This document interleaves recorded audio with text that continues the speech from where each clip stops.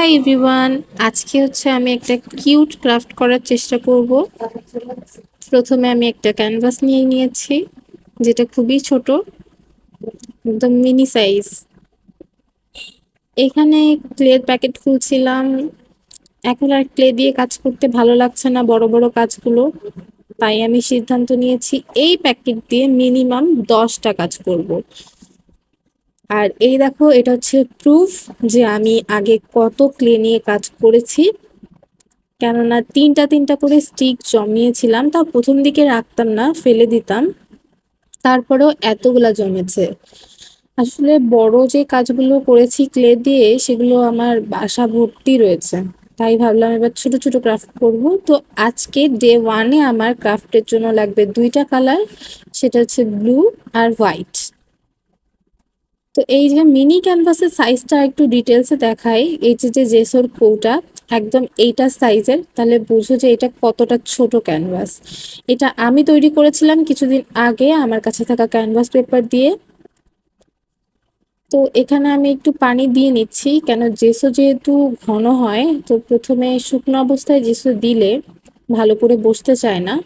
তাই পানি দিয়ে দিলাম পুরো ক্যানভাসে।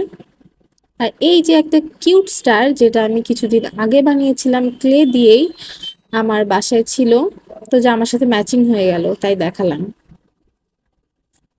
আমি আজকে চাচ্ছিলাম যে যেহেতু ক্লেটা একটু বেশ গাঢ় ব্লু, তো চাচ্ছিলাম স্কাই ব্লু টাইপের কিছু ক্যানভাসে দিতে। কিন্তু আমার কাছে স্কাই ব্লু কালার না থাকায় হোয়াইট মিক্সড করে তৈরি করে নিলাম।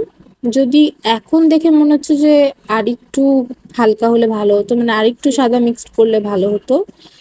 এবার আমি ক্যানভাসে এই রংটা ভালোভাবে দিয়ে নিব।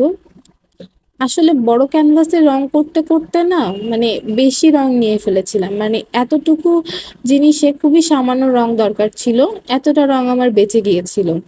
কি করব বুঝতে পারছিলাম না, পরে মনে করলাম যে এটার পিছনে কালার করে দিই। যেহেতু আমি এটা একজনকে গিফট দিব, তো পিছনের লুকটাও তো একটা ম্যাটার করে।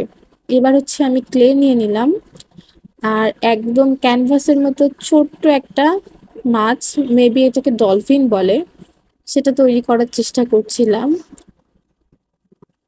এই যে এবার চোখ মুখগুলো দিয়ে নিব। মুখটা পুরোপুরি দেখলে তোমার এত কিউট দেখতে লাগছিল লাস্টে।